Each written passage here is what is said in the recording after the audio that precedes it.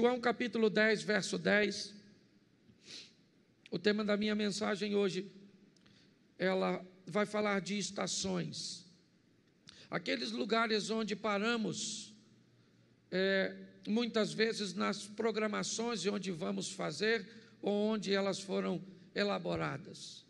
As estações de trem, onde dá a oportunidade de pessoas subirem ou descerem. Aquelas estações que estabelecemos durante uma viagem, onde nós vamos abastecer, onde é que nós vamos comer, onde é que nós vamos pernoitar. Deus colocou uma palavra no meu coração, e ela tem a ver com esse texto. Coloque, por favor, o texto, João 10, 10.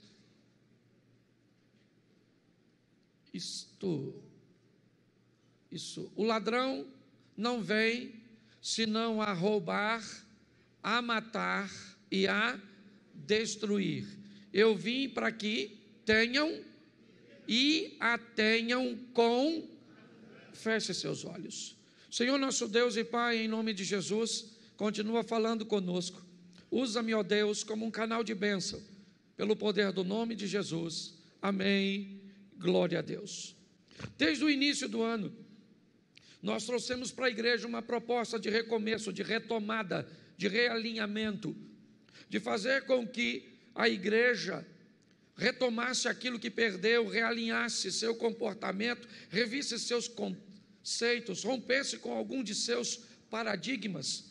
Ou seja, no texto em que lemos, dito por Jesus, ele diz: o meu adversário é um ladrão, sua função é tríplice: roubar, matar e destruir. Porém, a minha função é oferecer a vocês vida, e vida com fartura, e vida com abundância. Minha proposta hoje é mostrar para você que ao longo da sua caminhada, obrigado, Daniel, ao longo da minha e da sua caminhada, algumas estações precisam ser estabelecidas, lugares por onde nós vamos passar, posicionamentos que vamos ter que tomar ao longo da caminhada, para que se cumpra essa palavra de Jesus. É muito importante entendermos que o relacionamento com Deus para esta vida é um relacionamento de parceria, onde aquilo que Deus fez por mim, aquilo que eu faço, vai estabelecer tudo aquilo que vai se realizar mais à frente. Por isso eu peguei, antes de estabelecer um lugar de chegada, ou seja, de alcançarmos, de chegarmos, de concretizarmos, de realizarmos, nós precisamos identificar que algumas estações, ou seja, alguns posicionamentos precisam ser tomados. E eu rapidamente vou falar dos 5 que eu separei. O primeiro é direção, o segundo é força, o terceiro é resistência, o quarto é velocidade e o quinto é poder. Quando nós estabelecemos isso na nossa vida, inevitavelmente nós criamos um processo, cujo qual nós vamos delinear entre o meu ponto de início, o meu ponto de partida e onde eu quero chegar, onde eu pretendo chegar. Ao estabelecer a nossa direção, nós vamos começar a delinear nossa trajetória, nossas prioridades, nossas companhias. Quando nós estabelecemos a nossa direção, nós vamos entender que pessoas farão parte de nossa agenda, outras pessoas farão parte de nosso destino. Nós vamos parar de canalizar forças para momentos que são apenas transitórios e passageiros, para pessoas ou situações que não fazem parte do nosso destino, mas sim do nosso momento. E não que o momento não seja importante, e na verdade o é, mas muitas vezes choramos por vermos pessoas ou situações partirem da nossa vida, que na verdade elas não fazem parte de nosso destino, mas apenas de um agendamento pontual da nossa caminhada. Existem, e nós precisamos entender que esses destinos são espirituais e físicos. Quando nós olhamos para isso, né, nós precisamos entender que a nossa direção vai ser muito influenciada, mas muito influenciada pelo meio de convívio que nós estabelecemos. Na vida só há duas direções. E, aliás, nas duas vidas que temos. Pastor, por que o senhor está dizendo que existem duas vidas? Porque Apocalipse diz: ao que vencer não receberá o dano da segunda morte. Se a Bíblia diz que tem duas mortes, é porque tem duas vidas. E uma delas é espiritual, que define o destino, que pode ser céu ou inferno. E outra vida é física, que define o que você vai viver, felicidade ou infelicidade. A proposta que Deus tem para mim e para você, que eu quero hoje transmitir para você, é que você define entre as duas possibilidades do mundo espiritual, céu ou inferno. Pastor, não tem uma terceira? Não tem. Ou é céu ou é inferno. Eu queria ser uma alma penada, não queria ir para lugar nenhum. Não rola. Sua direção ou é céu ou é inferno no mundo espiritual. No mundo físico, sua direção ou é felicidade ou é infelicidade. É assim que funciona. Então a proposta bíblica é o quê? É céu para a vida espiritual e felicidade para a vida física aqui neste mundo. É isso. Quando nós olhamos, por isso Jesus diz: eu vim para que tenham vida e a tenham em... Ou seja, você vai ter uma vida extraordinária nesta terra, só não vai ter se você fizer escolhas erradas. E além de tudo, você vai depois estar com Deus. E o que a Bíblia me diz para que eu possa criar ou estabelecer uma direção correta? Primeiro é saber para onde eu estou indo. A Bíblia diz que ouvir pessoas, buscar conselhos é importantíssimo para o desfecho da fase da direção, que é a primeira fase. Quando somos crianças, adolescentes, normalmente nós não pensamos em direção, nós simplesmente vivemos. Mas quando vamos entrando na juventude, inevitavelmente a vida ela vai nos levando para uma fase de responsabilidade, onde ela vai requerer de mim e de você qual a direção, é céu ou inferno, qual é a direção. Lembra por que não batizamos crianças? Porque elas ainda não têm a escolha da direção. Mas quando isso passa, inevitavelmente, a vida pede dela, céu ou inferno, felicidade ou infelicidade. Só tem duas direções. Você não tem como caminhar para céu e inferno simultaneamente, porque não se pode servir a dois senhores ao mesmo tempo. E você não consegue ser feliz ou infeliz simultaneamente. Você pode ter alegria e tristezas, coisas envoltas em momentos. Você pode parecer ser feliz por causa de uma euforia, aquilo que vem de fora para dentro. Mas o que a Bíblia está dizendo é que eu posso encontrar isso na fase dos aconselhamentos, certo? Porque quem não sabe sua direção corre dois riscos. O primeiro, de não ir a lugar nenhum, e o segundo, de andar em círculos. Tem gente que a vida gira, certo? Simplesmente não avança.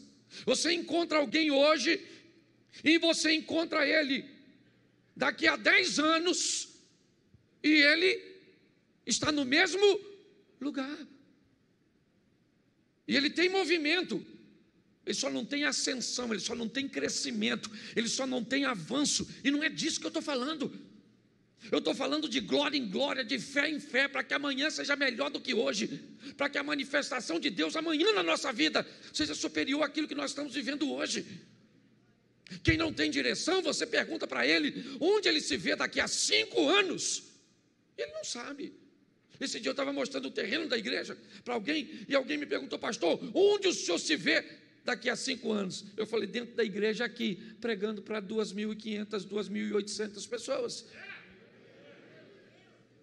Quem não tem direção, não tem perspectiva de futuro.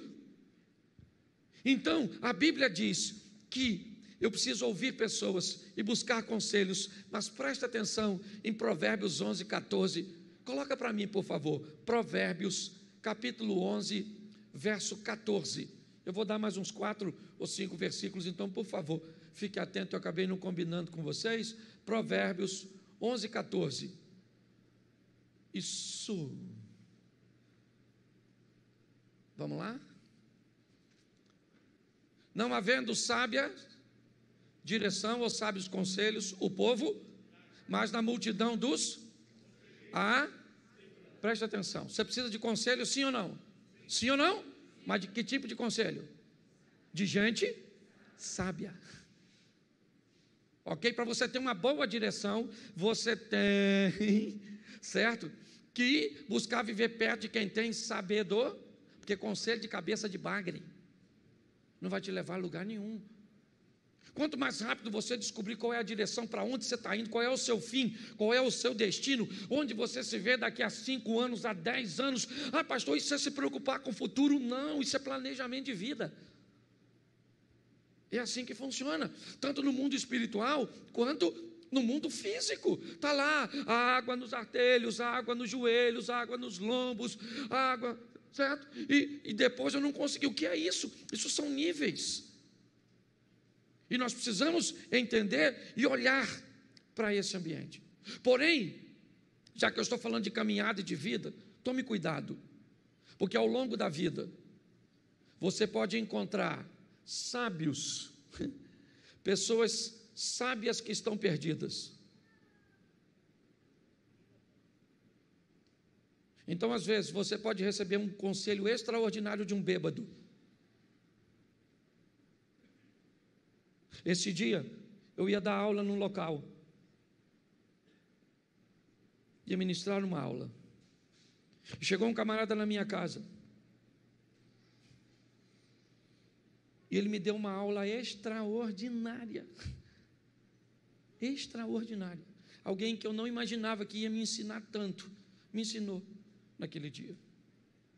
Mas cuidado, porque você pode receber um conselho de loucos que têm direção. Preste atenção, na vida você pode encontrar sábios que estão perdidos e vão te dar um conselho sábio, e loucos que têm direção e que vão te levar para mais longe de Deus do que você pode imaginar, porque estão envoltos em seus resultados. Lucas 12, 20, coloca para mim isso, e vai dar o entendimento do que Jesus está dizendo. Lucas 12, 20, eu não sei se eu consigo falar de todos os pontos aqui, mas vamos lá. Mas Deus lhe disse: louco, esta noite te pedirão a tua, e o que tens preparado para quem será? Essa é uma história que Jesus está contando de alguém altamente rico, altamente focado e direcionado, alguém que está disposto a ganhar o mundo. E se você fosse olhar para esses resultados, se você ficar olhando na igreja, na sua vizinhança, no seu ambiente de trabalho, para gente que só alcança resultados físicos, cuidado, porque você pode querer imitá-los e perder sua alma. O que a Bíblia diz é: ganhe o mundo sem perder a alma. Por isso, cuidado, porque está assim de gente louca, dando conselho para os outros, e ele tem o resultado dele para mostrar para muitos. Por isso, defina o mais rápido possível qual será seu destino. Pastor, o meu destino é o céu, e tu anda com quem vai para o inferno? Defina seu destino e quem são seus companheiros de viagem. Que tipo de destino você traçou para você aqui nessa terra? Busque andar com pessoas que estão indo para onde você está indo, que estão fazendo aquilo que você almeja fazer. Muitas pessoas não conseguem chegar em lugar nenhum, simplesmente porque não tem um senso de direção. Descubra a direção mais rápido possível. Descubra quem está indo para o mesmo lugar, porque é simples. Se você planeja ir para a Central do Brasil, aqui em Xerém passa ônibus que vai para a Central? Sim ou não? Passa. Ele é que cor? Que cor? Vermelho? Verde? O que vai para a Central? Beleza. Mas aqui passa um ônibus que me parece que também é verde e que vai para o Amapá, para Nova Iguaçu. Então, antes de entrar no ônibus, você descobre o quê? Qual é o seu? Então, por que é que você deixa qualquer um entrar na sua vida e anda com qualquer um? Seja seletivo e ande com gente que está indo para onde você vai, que está fazendo coisas que você quer fazer. Você quer orar, mas não anda com quem ora. Você quer pregar, mas não anda com quem prega. Você quer viver em santidade, mas só anda com Zé Ruela. Pare e pense. Direção. Vamos aqui porque é muita coisa. Segunda coisa que você precisa: força. Fala assim comigo: força. Bom, para onde você vai, você já sabe. Só que saber para onde vai é uma coisa, e chegar lá é outra. Então você vai precisar de força. E aqui eu coloquei: força é a ação que nós vamos usar para resolver os problemas que me impedem ou os problemas que me impulsionam para o meu destino. Todas as vezes que aparecer um problema, eu sei para onde eu quero ir, então tá bom, eu estou indo. E quando aparecer um problema, que tipo de problema ele é? Ele é um problema que eu preciso resolver porque ele está me impedindo, ou ele é um problema que eu preciso resolver porque ele vai me impulsionar, ele vai me arremessar para onde eu planejo ir. Eu preciso usar força. Muitas pessoas estabelecem sua direção, seu destino, mas basta se deparar com alguma dificuldade, com algum obstáculo, seja ele, certo, de falta de recursos ou de situações complexas. Sabe o que aquelas pessoas fazem? Se elas tiverem forças, elas resolvem esses problemas. Se elas não tiverem forças, elas mudam seu destino. Já que eu não consigo ser engenheiro, eu vou conseguir ser pedreiro. Mas não deu para ser pedreiro, porque eu queria fazer engenharia civil, vou ser servente. E não deu para ser servente. Ou seja, todas as vezes que aparece um obstáculo, ela não tem força para lutar. E ela muda para um ambiente que ela acha que é mais. E quando ela chegar lá, o que tem? Outros obstáculos. Porque todos os lugares que nós formos, seja qual for, nós vamos enfrentar ali. Por isso, coloca aí para mim Josué capítulo 1, verso 7. Porque a sua vida, ela vai pedir de você força. Ela vai requerer de mim, de você, aprenda a lutar. Contra o quê? Contra os obstáculos. Está aí. Olha só. Então somente esforça-te e tem muito bom ânimo para teres o cuidado de fazer conforme toda a lei que meu servo Moisés te ordenou. Dela não, preste atenção, olha aqui, o que ele está dizendo: tenha força para se manter na direção, dela não se desvie nem para a direita nem para... O que ele está falando aqui do que eu falei anteriormente. A direção foi estabelecida, mas para ficar nela, eu vou ter que ter força. Esforça-te. Vou dar para vocês terra de jebuseus, cananeus, heteus, filisteus, terra que mana leite e mel, está tudo lá. Mas esforça-te. Vai lá e vai lutar, porque eu vou dar vitória para vocês. Ah não, eu quero uma terrinha que não tem ninguém. Nós precisamos de força. É uma das estações. A primeira é a direção. Já sei para onde eu vou. E a segunda que eu vou ter que parar é força. Terceira, resistência. A caminhada de fé, ela não é reconhecida pela velocidade, mas pela resistência. Aquele que souber poupar suas forças e usá-las no momento certo, terá melhor resultado. Você já viu gente que entra na igreja, se converteu, mas pensa numa pessoa, descobriu a direção, o céu, e acha que agora aceitou Jesus, super-homem, Mulher Maravilha, e começa a fazer tudo, e faz tudo, e participa de tudo, e de repente, cadê a pessoa? Sumiu. Falava até mal de tu, que tu era meio devagar. E você olha e cadê? Lhe faltou o quê? Usar a força certa para a coisa certa, gente. Pare de canalizar suas forças para lugar errado. Senão você vai esmorecer na caminhada. Fica na igreja olhando para quem não deve. Fica. Pastor, vou embora daqui. Descobri que ir para o céu é muito difícil. Vou lá para o concorrente. Ah, pastor, não dá não. Ah, não dá não. Você sabe quantas vezes, nos 7 anos que a igreja está fazendo, que eu já tive vontade.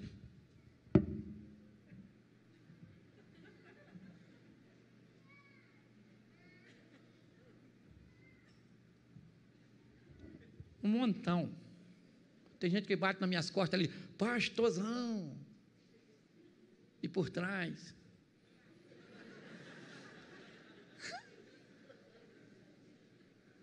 Assim, ó. E eu tenho que ser resistente.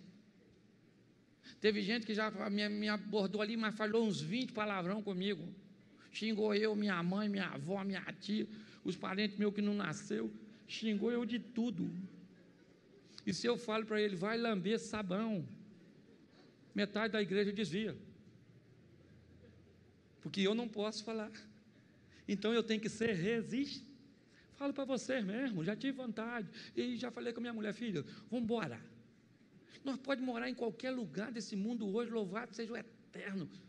Nossos filhos já estão criados aí, certo? Vamos embora, eu e você, no mundo afora.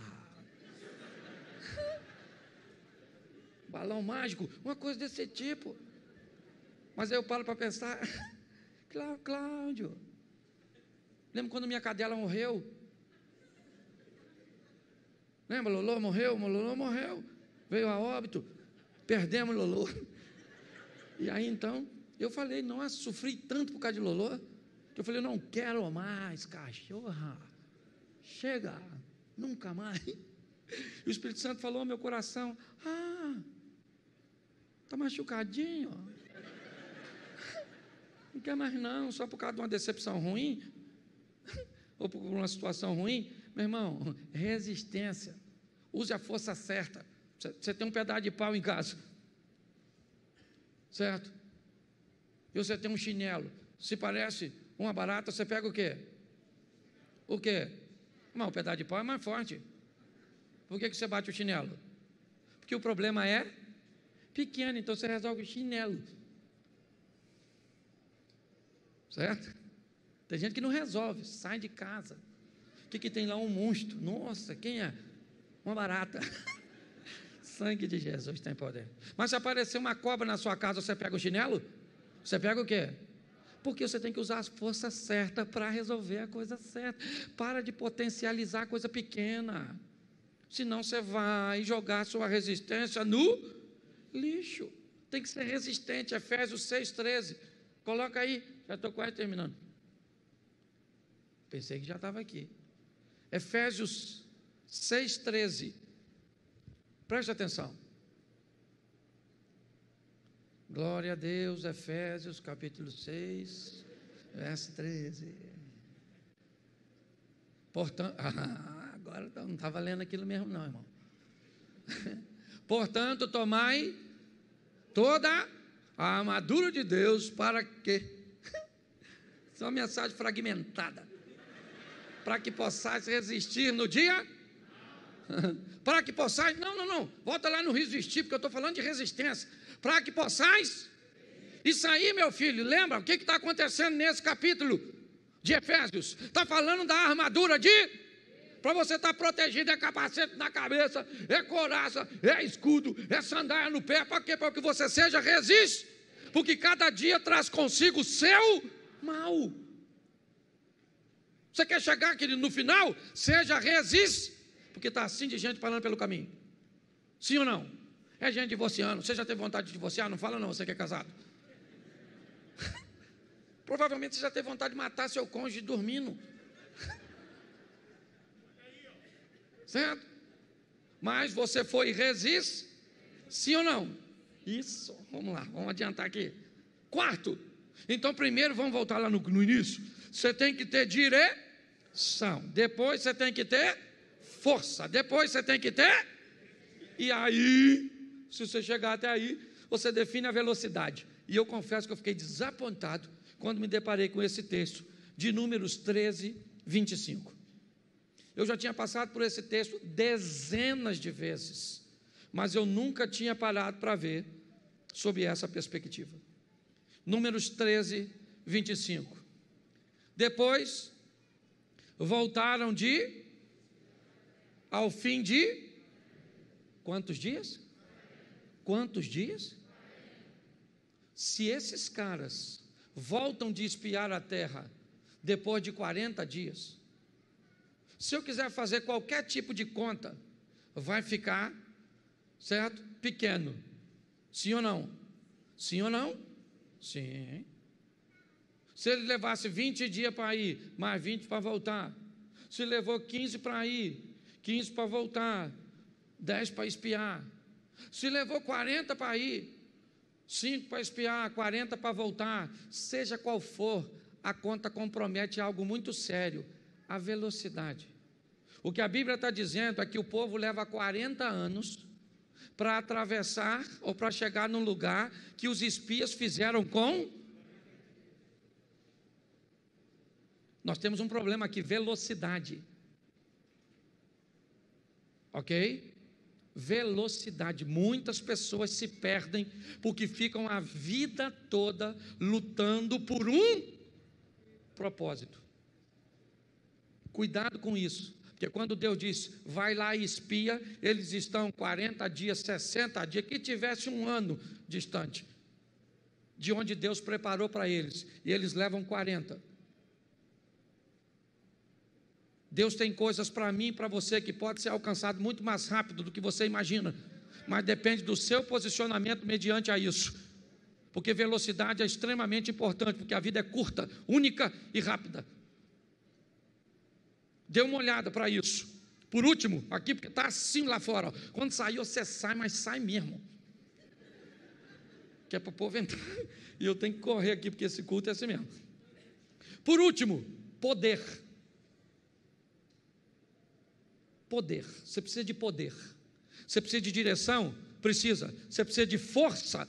Precisa. Você precisa de resistência? Precisa para a sua caminhada de fé. Você precisa de velocidade? Precisa. Alcança o objetivo e já lá estabelece outro, mas você vai precisar de poder. E aqui eu quero colocar esse poder totalmente nas mãos do Senhor. E quando Nicodemos olha para Jesus e vai conversar com ele, João capítulo 3, para nós adiantarmos, sabe o que Nicodemos diz? Ninguém pode fazer esses sinais que tu fazes, se Deus não for. O que Nicodemos está dizendo? O Senhor tem força, resistência, direção. Não é disso que ele está dizendo. O Senhor tem poder. Quando olham para Saul, com os melhores músicos na sua corte, e um homem diz, conheço um filho de Jessé, o belemita, sabe tocar bem, bom de palavras, valente, de boa aparência, e o melhor, Deus é o que Davi tinha que os outros músicos não tinham na casa de Saul: poder. Poder. O que José tinha na casa de Potifar do Egito? Poder. Potifar viu que o Senhor era com ele. O que Daniel tinha na Babilônia? Poder. Os sábios disseram, olha, ninguém pode atender o seu pedido, nenhum rei jamais pediu isso, porque o que você está pedindo, só os céus sabem. E Daniel chegou e mostrou que os céus sabiam, porque tinha poder. Você quer chegar onde você deseja? Aprenda que tem poder nos céus, para ser liberado para você e para mim, para colocá-los em uso aqui nesta terra. Aqui eu fecho dizendo o seguinte: você hoje pode começar a sua caminhada de maneira certa, usando todas essas estações. Você hoje pode definir em qual estação você se encontra e que talvez te paralisou, e você não consegue passar dela. Pastor, eu tenho direção, eu tenho até força, mas minha resistência é fraca, e eu fico migrando. Defina onde você está. E a terceira, organize a sua caminhada, para que você consiga agilidade na conclusão. Muita gente, eu conheço assim de gente, está há muito tempo lutando por uma coisa, e não sabe se é o que Deus quer, se está na hora certa, se faz, se não faz, e aí fica migrando, porque quem não sabe para onde vai, acaba não indo a lugar nenhum. Se você hoje quer caminhar conosco, pastor, eu quero conhecer a igreja mais de perto, pastor, eu estou querendo caminhar com você, já estou aqui há algum tempo, pastor, eu vim aqui, eu gostei desse negócio, eu estou querendo dar uma olhada e conhecer você mais de perto, porque nós queremos que você leve a sua vida a sério, porque o seu sucesso é o nosso sucesso. Se hoje, aqui e agora, tem alguém que quer voltar para Jesus, reposicionar seu caminho, começar hoje uma caminhada de fé, se você está aqui agora pelo poder do nome de Jesus, eu quero que você levante sua mão, certo? Se tem alguém aqui hoje que quer voltar para Jesus ou recebê-lo, fale agora ou cale-se até o próximo culto. Pastor, que apelo rápido, isso aí, minha irmã, vem para cá, isso aí. Tem mais alguém? Levanta a mão assim, e já vai vindo para cá, porque eu tenho que terminar ali, eu já estou em cima da hora, tem uma fila lá fora de gente que está querendo ir para o céu. Vem para cá, irmã, isso aí, mais gente lá, glória a Deus.